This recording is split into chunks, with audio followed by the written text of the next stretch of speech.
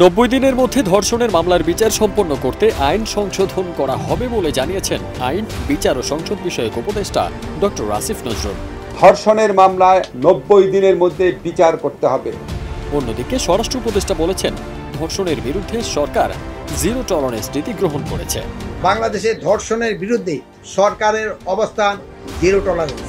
9 March আইন মন্ত্রণালয়ের সভাকক্ষে সংবাদ সম্মেলন করেন আইন উপদেষ্টা।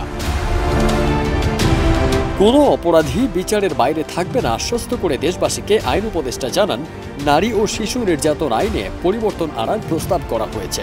এ প্রস্তাবে 15 দিনের মধ্যে ধর্ষণ মামলার তদন্ত হবে। এই যে তদন্তের সময়, সেটাও আমরা অর্ধেক করে দিচ্ছি। আগে ছিল 30 দিন, এখন আমরা 15 দিন করে দিচ্ছি। তিনি আরও জানান, সরকারের লক্ষ্য অপরাধীদের দ্রুত বিচার নিশ্চিত করা। রাস্তাঘাটে যৌন নিপীড়ন ও হয়রানি বন্ধে পুলিশ একটি আলাদা হটলাইন চালু করবে। এদিকে সরকার নারীদের বিরুদ্ধে সহিংসতা দমনে ধর্ষণ মামলাগুলোর দ্রুত নিষ্পত্তির জন্য নিয়মিত পর্যালোচনার ব্যবস্থা করছে।